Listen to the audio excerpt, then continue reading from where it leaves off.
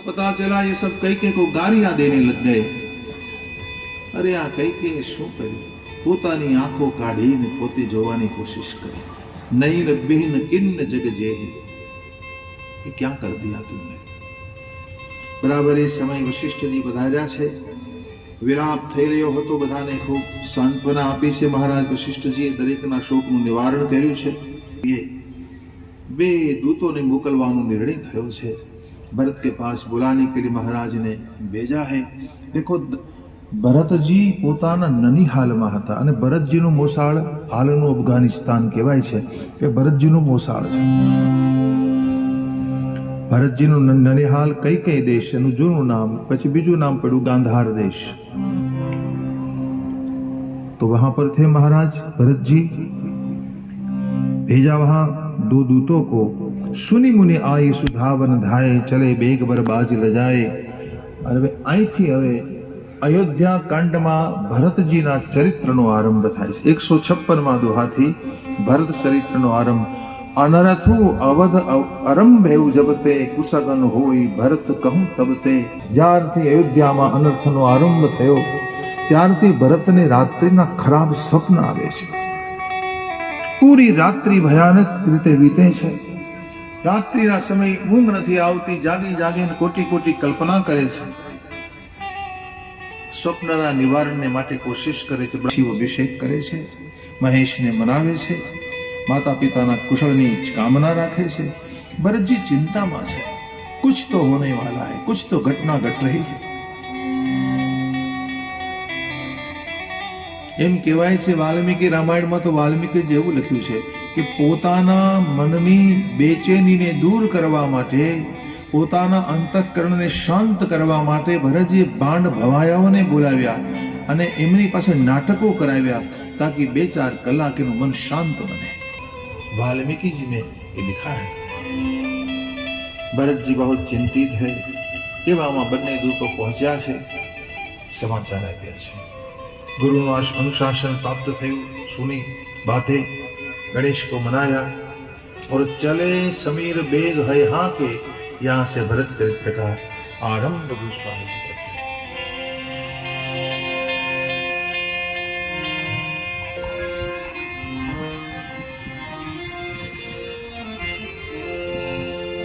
चले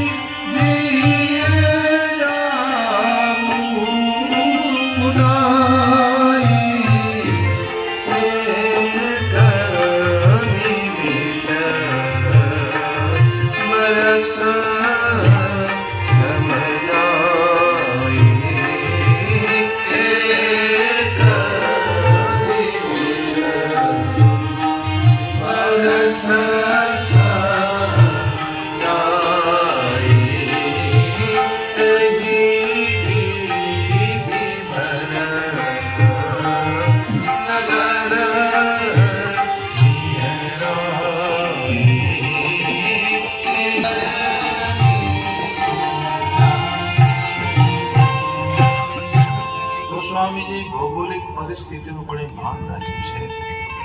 ભરતજી અને હા કે નાગત મારો પહાડો કૂદી રહ્યા છે, નદીઓ કૂદી રહ્યા છે. શૈલ બરમાં કે પહાડોને વનને કૂદતા શ્રી ભરતજીના હૃદયમાં ખૂબ ચિંતા છે. અને અચાનક શા માટે બોલાવવા આવ્યો હશે?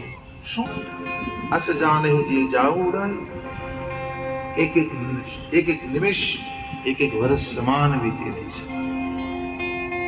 આમ કરતા નગરની નજીક ભરતજી આવે છે અને જ્યાં નગરમાં પ્રવેશ કરે છે ત્યાં અપશુકન થવા લાગ્યા. ગોસ્વામીજી લખે છે કે અસગુન હોય નગર પૈઠારા, નગરમાં પ્રવેશ કરે છે, અપશુકનો થવા લાગ્યા છે. અને અપશુકનમાં શું થયું? રટહી કુભાંતિ કુખેત કરારા, રટહી કુભાંતિ. દેખો હજુ પ્રવેશ કરો ને કે તો કાગડાનો કર્કશ અવાજ સંભળાયો. આમાં લખે છે કુભાંતિ, ન ગમે એવું કાગડું બોલે છે. અહીં કુકેત કરાર, કુખેત અને બે શબ્દો છે. બાલકાંડમાં જ્યારે ભગવાનની જાન પરણવા જાય છે ત્યારે ગોસ્વામીજી લખે સુખેત સુહાવા, દાહીન કાગ સુખેત સુહાવા. જમણી બાજુ કાગડાઓ છે એ તમને, અને અહીંયા લખે છે કુખેત કરારા. યાને કરારા એટલે કાળા રંગનો ગીરનો કાગડો હોય ને મોટો, અને એ જ્યારે કર્કશ અવાજ કરે ને ત્યારે સમજવું કે આપણને અપશુકન કરાવી રહ્યો છે. એ કુખેત આવો શબ્દ પ્રયોગ ગોસ્વામીજી લખે છે. કુખેત કરારા, ખર શિયાળ બોલહી પ્રતિકૂલા. અપશુકનમાં શિયાળિયા અને ગધેડાઓના અવાજ સંભળાઈ રહ્યા છે અને એને સાંભળીને ભરતના મનને ખૂબ પીડા થવા લાગી છે. ભરતજી પ્રવેશ કરે છે ત્યાં બાગ બગીચાઓની સામે નજર ગઈ. મારો બાગ બગીચાઓને પણ ભગવાન રામનો વિયોગ થયો હોય. તમામ સરિતા સરિયુની પણ દશા જોવાય એવી નથી. શ્રીહદ હો ગયે સબ. માનો બધાની લક્ષ્મી, ખગ મૃગ ઘોડાઓ જોઈ શકાય એવા નથી. રામ વિયોગના કુરોગથી બધા ડૂબ્યા છે. હવે નગરના નંદારીઓ પર દ્રષ્ટિ કરી ભરતજીએ. નગરના નંદારીઓને જોયે છે તો નિપટ દુખારી, નિપટ એટલે અતિશય દુઃખના ભારથી રડાયેલા દેખાય છે. ભરતજીએ પ્રવેશ કર્યો. નગરના નરનારીઓ જોહાર કરે છે. જોહાર મહારાજ, જોહાર જોહાર, આપનું સ્વાગત છે, જોહાર. પુરજન મળે છે પણ ભરતની હિંમત ન ચાલી કોઈને કુશળ પૂછવાની. પુરજન મિલઈ ન કહી કછું, ગવહી જોહાર હી જાહી. ભરત કુશલ પૂછી ન સકહી, ભય વિષાદ મનમાં, ભય વિષાદ મનમાં ભય અને વિષાદ છે. भय इतना माटे છે कि क्या हुआ होगा, और विषाद इसलिए हो रहा है कि हुआ है. मन में भय हो रहा है, कुछ तो हुआ है लेकिन पूछ नहीं पा रहे, इसलिए हृदय में विषाद हो रहा है.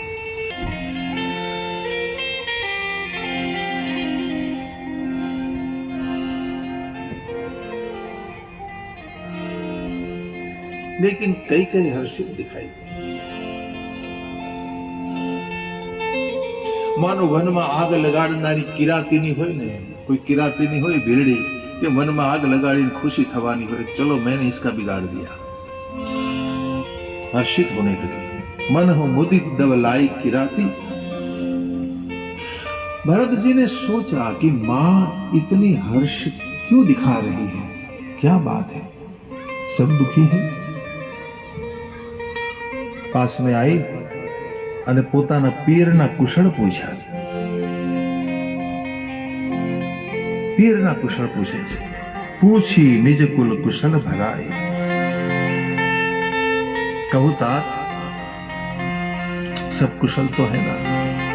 भरत ने कोई जवाब नहीं दिया. भरत ने पूछा माता को, माँ मुझे बताओ सब माता कहाँ है और पिताजी कहाँ है.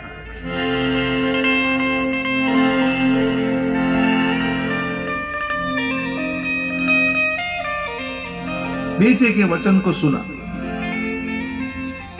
ખોટા ખોટા આંસુ લાવી મનમાં, આંખમાં આંસુ લાવી ભરતના વચન આમ તો પેલા એને શૂળ સમાન લાગ્યા, પણ જવાબ તો આપવો પડે.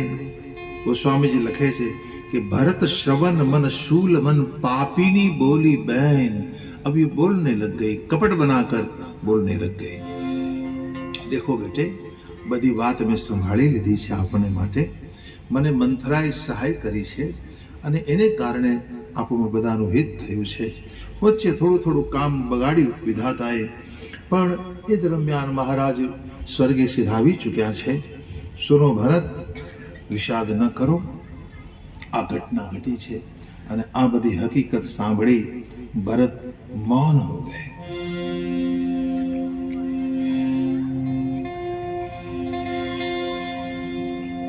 हे पिताजी, हे तात, पिता कहता भूमि तल पर गिर पड़े. आप विदाई ले लो એ પેલા મને રામજીને કેમ સોચ્યો નહીં? ધીરજ ધરીને ફરી પાછા ભરતજી ઉઠ્યા છે और बाद में महारानी ने आदि से अंत तक सब कथा सुना दी.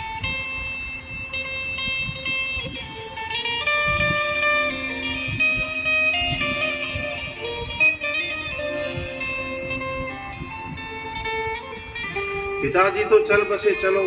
भरत को बहुत बुरा नहीं लगा, लेकिन राम को वन गमन करना पड़ा. वो मेरे कारण. हेतु अपनपऊ जानी जिया, हेतु अपनपऊ. राम जी को वन में जाना पड़ा मेरे कारण. मुझे राज्य देने के लिए महाराज ने राम को वन में भेजा. ये बात सुनकर भरत जी वन में चले गए, विकल हो गए. પોતાના દીકરા આવે છે, દેખો બેટા, તમારા પિતાજીનો આટલો બધો શોક ન કરો. એ તો ધર્મ ધુરંધર હતા, એમને સ્વર્ગ પ્રાપ્ત થયું છે. આ ખૂબ ચિંતા ન કરો. સમજાવવાની કોશિશ શરૂ કરી તો ભરત